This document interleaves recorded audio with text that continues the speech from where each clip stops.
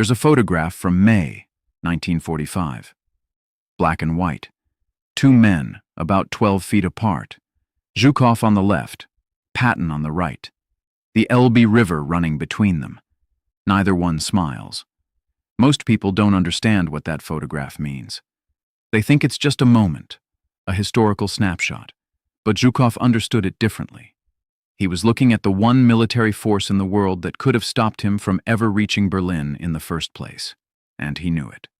Berlin had already fallen. The German government was finished. But Zhukov's mind wasn't on Hitler.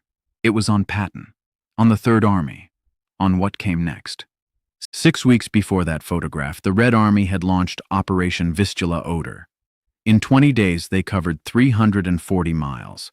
They lost 320,000 men. These weren't numbers. These were soldiers, buried in Polish winters, in frozen graves, in the wreckage of towns. The survivors were running on reserves. Equipment was breaking down faster than it could be repaired. Supply lines were stretching across an entire continent. But they had momentum. Then came Berlin, the largest urban battle in modern history. 2 million soldiers fighting house to house through rubble for weeks on end. The Red Army had never fought wars like this. They didn't know how to do it. Urban warfare is just attrition wrapped in concrete. Every street costs bodies. Every basement costs more. By April, Zhukov had paid more in casualties in those 6 weeks of city fighting than the entire Third Army would lose across its entire campaign. He won anyway. He took Berlin. And in that moment, standing on the bank of the Elbe, looking across at the American lines, he should have been satisfied. He should have felt like a man who'd accomplished something no other general in the world could have done. Instead, he was afraid. People who study warfare focus on tactics, flanking maneuvers, use of terrain, artillery barrages, timing, all important. But Zhukov knew something else. And he knew this because he'd learned it through 4 years of hard fighting. Military power isn't measured by how many guns you have. It's measured by how many bullets those guns can keep firing, how many meals your soldiers eat while they're fighting, how many replacement parts you have when something breaks, and how far you can stretch all of that. The Third Army under Patton operated on a principle that would have seemed like science fiction to Soviet command. Every soldier got what he needed, when he needed it. 14,000 trucks. Fuel depots positioned, so no combat unit was ever more than 2 days' march from supplies. Ammunition stores large enough to wage 3 weeks of continuous fighting without resupply. Spare parts manufactured in American factories and shipped across the Atlantic in numbers that would have been considered impossible in the Soviet Union. Zhukov's army worked differently. They worked with what they could find, what they could capture from the Germans, what they could manufacture from what was left in Soviet factories, what they could build by hand from scrap. This wasn't a sign of inferior officers. It was a sign of an exhausted nation fighting for survival. The Red Army had been fighting for 4 years without their homeland being conquered. They'd conquered it. Every town they passed through, they took what they could use. Every farm, every factory, every warehouse.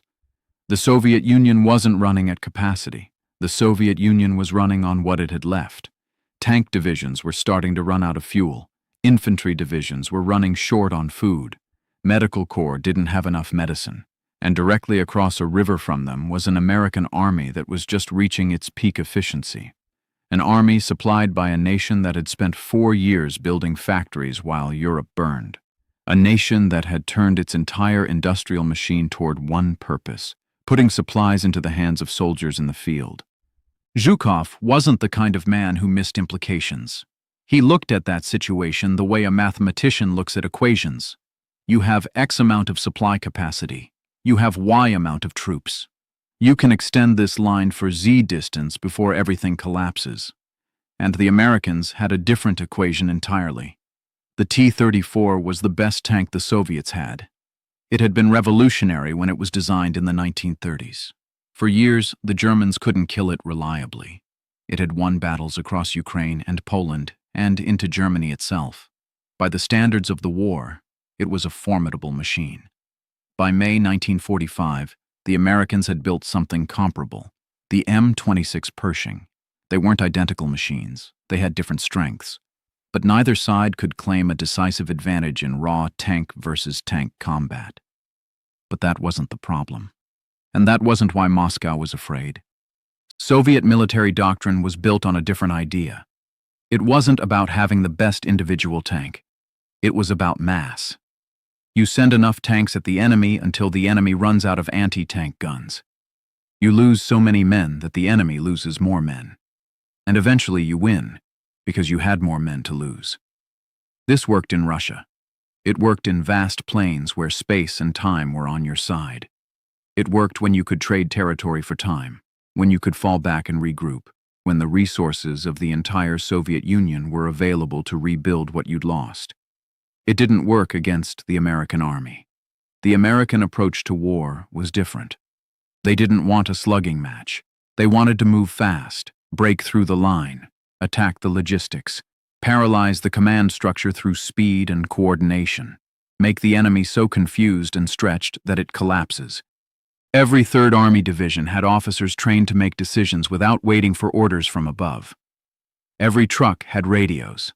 Every tank crew had fought continuously for months and had learned to think the way the Germans thought, the way any cornered enemy thought. Zhukov's forces were tired. His officers were tired. His supply lines were held together with wire and desperation. And the American army was sitting across a river, watching him, understanding him, waiting. Sometime in early May 1945, Zhukov sent a report to Stalin.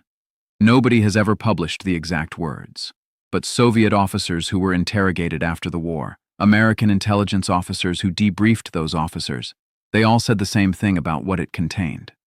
The 3rd Army wasn't a tired force limping after a defeated enemy. It was fresh. It was lethal. It could move anywhere, attack anything, whenever Patton decided to move it. And if the Soviet army tried to push further west, to take more territory, to consolidate what Stalin intended to hold, the 3rd Army couldn't be stopped through military force alone. Zhukov wasn't a man given to exaggeration. He'd fought the Wehrmacht. He'd crushed them. He understood warfare. And he was telling Stalin something that mattered. The American supply system could sustain an offensive deep into Soviet territory indefinitely. The Soviet supply system couldn't sustain a defensive war against it. Stalin listened to this. Stalin understood things that historians sometimes miss. He understood that military strength wasn't just the number of guns and tanks you had. It was guns plus tanks plus the factories producing ammunition, plus the will to use them, plus the ability to move them where you needed them and sustain them for however long the fight took. The Americans had all of that. The Soviets didn't. So Stalin made a choice. He would not push the Americans. He would consolidate what he had. He would take the territories he could hold without direct conflict. He would wait for something to change, for America to demobilize, for America to go home, for the world to forget about Europe. The calculation he made in the spring of 1945 became the structure of the entire Cold War. By summer 1945, there was only one power in the world with atomic weapons. That power was America. And in Europe, the American army was still mobilized, still dangerous, still ready for war. Every decision Stalin made in the months after the war was made in the shadow of that fact. How far could he go? How much could he take? When would America stop him? And if America decided to stop him, could the Red Army actually fight the 3rd Army and win? The numbers said no. The 3rd Army could move 60 miles in a day if it had to.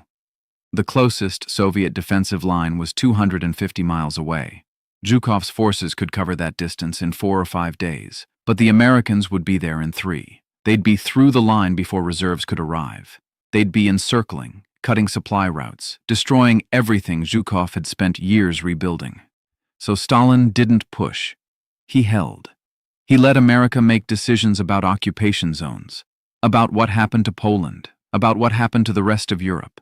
And Soviet soldiers who'd bled for 4 years were told to stand down, to accept that their victory in Berlin had come with invisible limits. Zhukov understood this. When Zhukov spoke to Soviet military schools after the war, to officers and planners, he spoke about the American army with a tone that mixed respect and fear, not out of ideology, out of mathematics. American supply capacity multiplied by American officer training multiplied by American willingness to move fast and break things through maneuver warfare. Soviet doctrine had no answer for that combination. In September 1945, Patton was relieved of command. The official story was that he'd said something stupid comparing American occupation policy to Nazi occupation policy.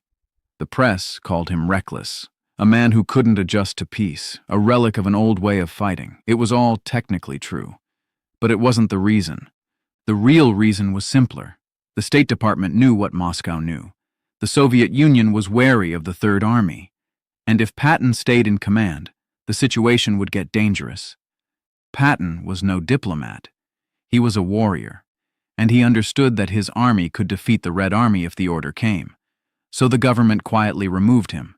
They reassigned him. They let the press paint him as unstable. They built a narrative that made him seem obsolete.